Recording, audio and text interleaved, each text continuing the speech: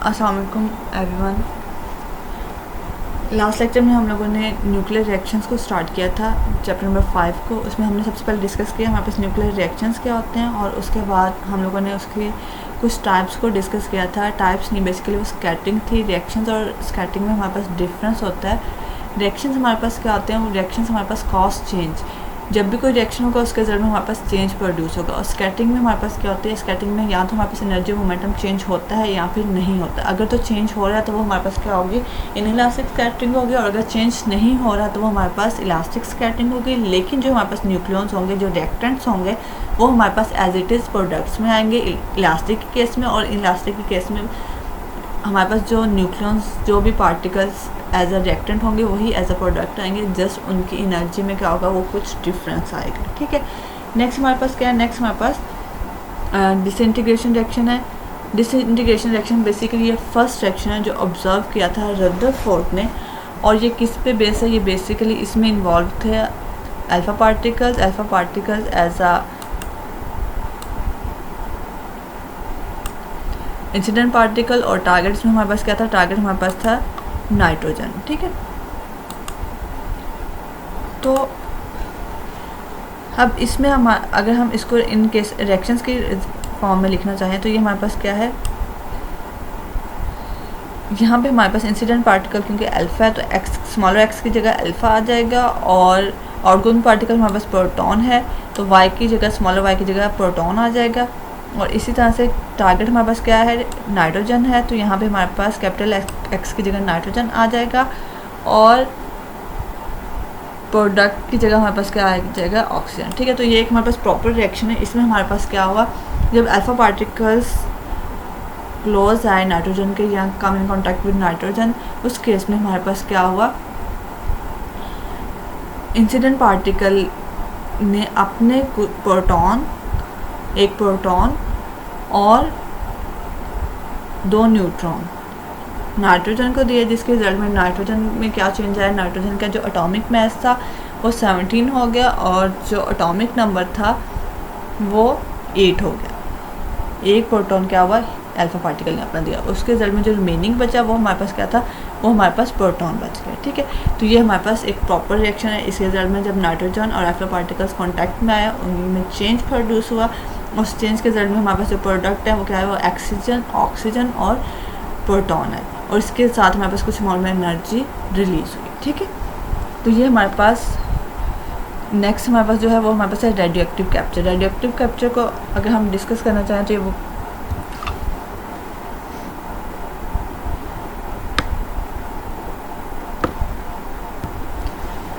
इसमें हमारे पास क्या है,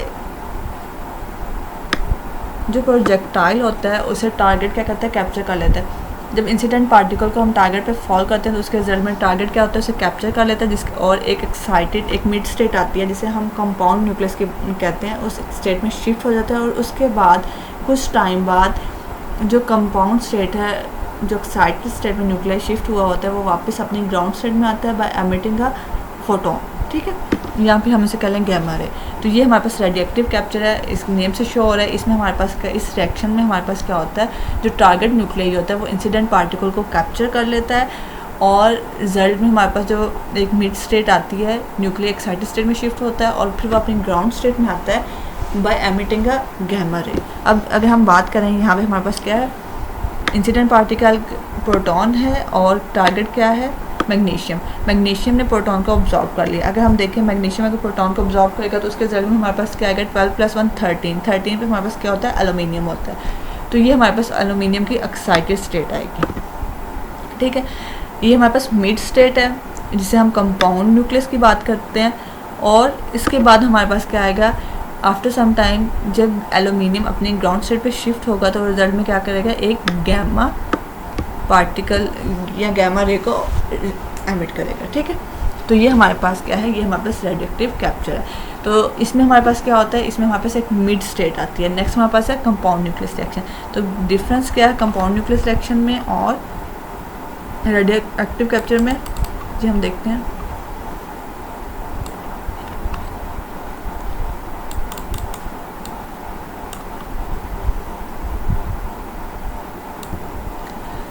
इसमें हमारे पास क्या है, इसमें हमारे पास मिड स्टेट के बाद जब न्यूक्लियस अपने ग्राउंड स्टेट में शिफ्ट होता है तो रिजल्ट में एक वो क्या करता है, कोई भी आउटगोइंग पार्टिकल जब हम रेडिएक्टिव कैप्चर की बात करते हैं तो उसमें जो आउटगोइंग पार्टिकल होता है वो हमेशा गैमा रे होती है, कोई और पार्टिकल नहीं हो सकता, हमेशा गैमा रे होती है। लेकिन जब हम कंपाउंड न्यूक्लियर रिएक्शन की बात करते हैं तो इसमें हमारे पास कंपाउंड न्यूक्लियस जब ग्राउंड स्टेट में जाते हैं तो उसके साथ कोई भी एक आउटगोइंग पार्टिकल एमिट करता है। जैसे इस केस में अगर हम बात करें तो इसमें जब अल्फ़ा पार्टिकल ने एल्यूमिनियम के साथ रिजल्ट रिएक्ट किया 13+2 हमारे पास क्या होता है, फास्फोरस होता है 15 पे।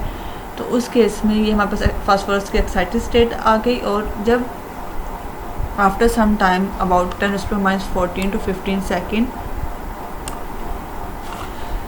फास्फोरस अपने ग्राउंड स्टेट में शिफ्ट हुआ तो साथ में उसने क्या किया, उसने एक न्यूट्रॉन एमिट किया। इसमें हमारे पास देखें न्यूट्रॉन का हमारे पास एटॉमिक नंबर 0 होता है, एटॉमिक मास 1 होता है। तो इसमें फास्फोरस यहाँ पे 31 था और यहाँ पे क्या है 30 है, ठीक है।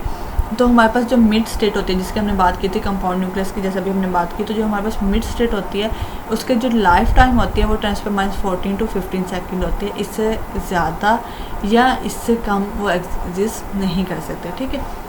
कुछ बुक्स में 10⁻16 10⁻14 बस इतनी ही रेंज होती है, ठीक है।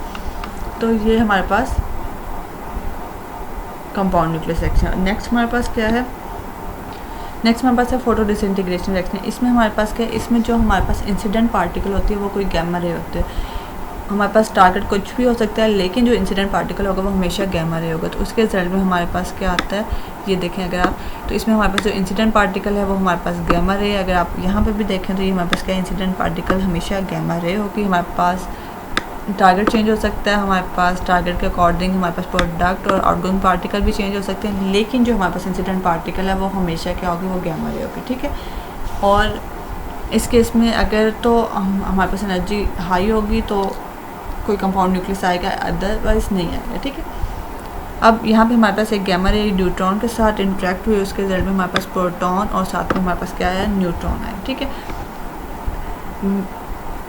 उसके बाद नेक्स्ट हमारे पास है डायरेक्ट रिएक्शन। डायरेक्ट रिएक्शन जो होते हैं, जो हाई एनर्जी न्यूक्लियॉन्स जब आपस में इंटरेक्ट करते हैं, जैसे हमारे पास इंसिडेंट पार्टिकल है और वो बहुत हाई एनर्जी का है, उस केस में हमारे पास क्या होता है, उस केस में हमारे पास डायरेक्ट रिएक्शन परफॉर्म होते हैं। डायरेक्ट रिएक्शंस को और कंपाउंड रिएक्शंस को हम फर्दर डिटेल्स में डिस्कस करेंगे, ठीक है। तो डायरेक्ट रिएक्शंस हमारे पास क्या होते हैं, डायरेक्ट रिएक्शन हमारे पास क्या होते हैं, collision of an incident particle with the target nucleus में immediately pull all of the, वही मैंने अभी बात की, अगर एनर्जी बहुत हाई होगी तो सडनली हमारे पास क्या आएगा, टारगेट में से आउटगोइंग पार्टिकल एमिट होगा और रिजल्ट में हमारे पास जो भी होगा उसे हम प्रोडक्ट का नेम देंगे, ठीक है। और ये हमारे पास दो तरह के हो सकते हैं, पिकअप भी हो सकते हैं, स्ट्रिपिंग रिएक्शन। अगर तो जो इंसिडेंट पार्टिकल है वो कुछ प्रोटॉन्स या कुछ न्यूट्रॉन टारगेट में से पिक करेगा तो उसके रिजल्ट में हमारे पास क्या आएंगे, उसके रिजल्ट में हमारे पास पिकअप रिएक्शन होगा। और अगर जब हमारे पास इंसिडेंट पार्टिकल टारगेट के साथ कोलाइड करेगा और रिजल्ट में अपने कुछ प्रोटॉन या न्यूट्रॉन टारगेट को दे देगा तो उसके रिजल्ट में हमारे पास क्या आएंगे, उसके रिजल्ट में हमारे पास स्ट्रिपिंग रिएक्शन होगा, ठीक है। तो बेसिकली दोनों एक दूसरे के इन्वर्स रिएक्शन है। अगर हम यहाँ की बात करें तो यहाँ पे देखें हमारे पास कॉपर 63 और 29 है और हमारे पास जो इंसिडेंट पार्टिकल है वो हमारे पास न्यूट्रॉन है, प्रोटॉन नंबर 1 है, प्रोटॉन 1 है और एटॉमिक मास हमारे पास 2 है। और यहाँ पे अगर हम रिजल्ट में देखें तो रिजल्ट में हमारे पास क्या हुआ, आउटगोइंग इंसिडेंट पार्टिकल ने अपना एक न्यूट्रॉन जो है वो टारगेट को दिया, जिसके रिजल्ट में हमारे पास कॉपर 64 कॉपर का ही आइसोटॉप आया और साथ में हमारे पास जो आउटगोइंग पार्टिकल है वो हमारे पास प्रोटॉन है। तो ये हमारे पास क्या है, ये हमारे पास स्ट्रिपिंग रिएक्शन है, ठीक है। इसी तरह से अगर हम पिकअप रिएक्शन की एग्जांपल लेना चाहें तो उसके लिए इसी रिएक्शन को अगर हम इन्वर्स करें, मतलब प्रोटॉन को हमने इंटरेक्ट करवाया विद कॉपर 64 और उसके रिजल्ट में हमारे पास जो आउटगोइंग पार्टिकल आया वो न्यूट्रॉन आया। मतलब जब प्रोटॉन ने इंटरेक्ट किया कॉपर 64 के साथ तो उसने यहाँ से एक न्यूट्रॉन को पिक किया और रिजल्ट में न्यूट्रॉन बन गया, ठीक है। तो ये एक दूसरे के इन्वर्सली प्रोपोर्शनल होते हैं, इन्वर्स रिएक्शंस हैं।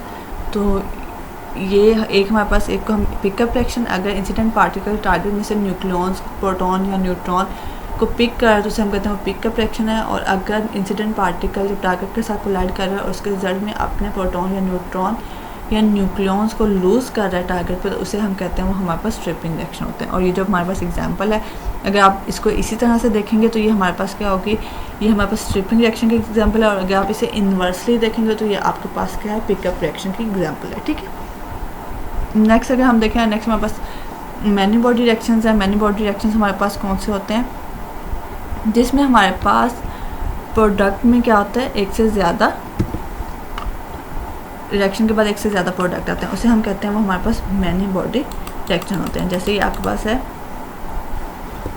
when the kinetic energy of incident particle is quite high, 2 or more particles can come out of compound nucleus, like if y1 y2, मतलब आउटगोइंग पार्टिकल हमारे पास क्या है, एक से ज़्यादा है, तो इसे हम कहते हैं ये हमारे पास मैनी बॉडी रिएक्शन है। और इसको अगर हम जब लिखेंगे तो ये हमारे पास क्या आ गया, x हमारे पास स्मॉलर x हमारे पास क्या है, इंसिडेंट पार्टिकल है, और y1 2 3 ये हमारे पास बाय प्रोडक्ट है, आउटगोइंग पार्टिकल। इसके लिए आपके पास जो एग्जांपल है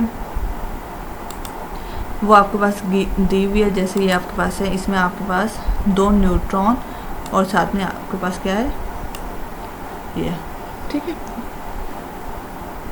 लेकिन ये किस केस में होते हैं, ये उस केस में होते हैं जब इंसिडेंट पार्टिकल की एनर्जी बहुत ज़्यादा हाई हो, उस केस में हमारे पास एक से ज़्यादा। जैसे यहाँ पे हमारे पास कुछ और एग्जांपल्स में है, अगर हमारे पास हम प्रोटॉन को ऑक्सीजन के साथ कोलाइड करवाएं तो उसके रिजल्ट में नाइट्रोजन के साथ साथ 2 प्रोटॉन आते हैं। इसी तरह से अगर हम प्रोटॉन को ऑक्सीजन 16 के साथ कोलाइड करवाएं तो उसके रिजल्ट में ऑक्सीजन 15 के साथ एक प्रोटॉन और एक न्यूट्रॉन आते हैं, ठीक है। और यहाँ पे एक जो एग्जांपल दी हुई है, ये हमारे पास न्यूक्लियर फिशन रिएक्शन की है, और आपको पता है न्यूक्लियर फिशन रिएक्शन की एनर्जी बहुत ज़्यादा हाई होती है, ठीक है। नेक्स्ट अगर हम देखें, नेक्स्ट हमारे पास कौन सी एग्जांपल है, नेक्स्ट हमारे पास है स्पॉन्टेनियस डिके। स्पॉन्टेनियस डिके हमारे पास जैसे अल्फा और बीटा डिके होते हैं, ये स्पॉन्टेनियस डिके में आ जाते हैं। और उसके बाद नेक्स्ट हमारे पास है हैवी आयन रिएक्शन। इसमें हमारे पास क्या होता है, target nucleus is bombarded by projectile heavier than alpha particle, many types of products में बी प्रोड्यूस, ठीक है। वो ये एनर्जी पर बेस करता है, जाहिर सी बात है जब अल्फा पार्टिकल से ज़्यादा हाई होंगे तो उनकी एनर्जी भी ज़्यादा होगी, तो इसलिए ये इसकी जो एग्जांपल्स हैं उसमें हमारे पास क्या है, यहाँ पे बोरॉन 10 को कोलाइड करवाया गया ऑक्सीजन 16 पे, और उसके रिजल्ट में हमारे पास सोडियम 22 और अल्फ़ा पार्टिकल आया। और इस केस में हमारे पास क्या है, नाइट्रोजन 14 ही हमारे पास टारगेट है और नाइट्रोजन 14 ही इंसिडेंट पार्टिकल। तो हैवी आयन रिएक्शंस बेसिकली हमारे पास क्या होते हैं, इसमें हम बेसिक प्रीवियस जो हम रिएक्शन देख रहे थे उसमें हमारे पास क्या था, हमने इंसिडेंट पार्टिकल प्रोटॉन को लिया था, उसमें हमने न्यूट्रॉन को लिया था, alpha particle maximum alpha particle का हमारे पास कितना होता है, एटॉमिक नंबर 2 होता है। लेकिन जब हम इंसिडेंट पार्टिकल को ग्रेटर देन अल्फा पार्टिकल मतलब ग्रेटर देन एटॉमिक नंबर 2 से लेते हैं तो उन्हें हम कहते हैं वो हमारे पास हैवी आयन रिएक्शन होते हैं, और उसके रिजल्ट में हमारे पास प्रोडक्ट क्या होते हैं, वो भी हमारे पास ज़्यादा भी आ सकते हैं और 2 भी आ सकते हैं, ठीक है। मतलब जो आउटगोइंग पार्टिकल है वो 1 भी आ सकता है और 1 से ज़्यादा भी आ सकता है। उसके बाद हमारे पास है high energy reaction. High energy reaction में हमारे पास जो about energy range about 150 mega electron volt होती है, और ये हमारे पास लाइक एलिमेंट्री पार्टिकल्स होते हैं, वो मिलकर फर्दर चेंज प्रोड्यूस करते हैं। जैसे हमारे पास यहाँ पे पाई ऑन है, पाई नेगेटिव है, और ये प्रोटॉन के साथ इंटरेक्ट कर रहे हैं, रिजल्ट में हमारे पास न्यूट्रॉन और पाई न्यूट्रल। इस तरह से यहाँ पे पाई न्यूट्रल प्रोटॉन के साथ इंटरेक्ट कर रहा है, उसके रिजल्ट में हमारे पास लैम्डा और क्यान आ रहा है, ठीक है। उसके बाद हमारे पास जो बेसिक रिएक्शन है, मतलब बेसिक इस चैप्टर के अकॉर्डिंग नहीं, वैसे हम जो जनरली जो रिएक्शंस हम जानते थे वो हमारे पास क्या थे, न्यूक्लियर फिशन और न्यूक्लियर फ्यूजन रिएक्शन, यही हम लोगों ने ज़्यादा पढ़ते हैं। तो न्यूक्लियर फिशन रिएक्शन जो कौन सा होता है, जिसमें एक हैवी न्यूक्लियर स्मॉलर न्यूक्लियर में ब्रेक डाउन होता है, उसे हम न्यूक्लियर फिशन रिएक्शन कहते हैं। और न्यूक्लियर फ्यूजन रिएक्शन हमारे पास होता है जिसमें तो स्मॉलर न्यूक्लियर मिलकर एक हैवी न्यूक्लियर बनाते हैं, ठीक है। इसमें हमारे पास क्या है, इसमें हमारे पास बेरियम और क्रिप्टॉन का जो एटॉमिक नंबर है वो तो बिल्कुल ठीक है, लेकिन जो एटॉमिक मास है वो गलत है। वो आप लोग चेक कर लेंगे इसका एटॉमिक मास क्या होता है, या मैं आपको बता देती हूँ। बेरियम का एटॉमिक मास हमारे पास 138 होता है, और जो रिमेनिंग 238 माइनस 138 जो होगा बाकी वो क्रिप्टॉन का होगा, ठीक है। आज के लिए इतना काफ़ी, अल्लाह हाफिज़।